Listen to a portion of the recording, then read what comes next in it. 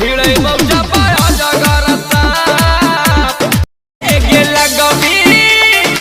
अरे रे छोड़ा रे कौची लाग में काट रहा नहीं कौची लाग में रे बता मिटाऊ ने गमी चिल्लाए माय बाप।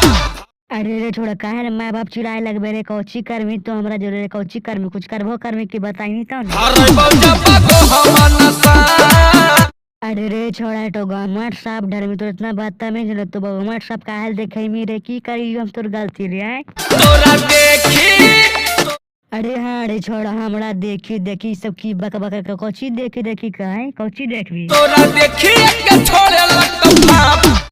अच्छा अरे छोड़ा हमरा देखी छोड़े लगते बाप बड़ी कौची धड़ाई में तोड़े आगने साफ धड़े नहीं बड़ी कौची तो धड़ाई में हमरा खई मौजा पाया जगरसा।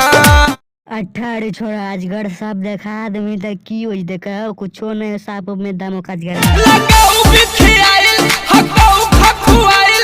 अरे रे छोड़ा हका बिखियार खखवाइल त की कर लेते हमरा कौची कर लेते खाई दे तो पावर गे।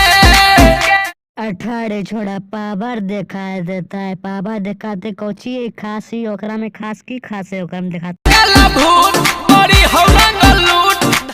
अच्छा अरे छोड़ा उस सब बात छोड़े न कितना पावर की है न हम जानवे को अच्छा कुछ धराई वो रे वो करते की रे धराई दे तो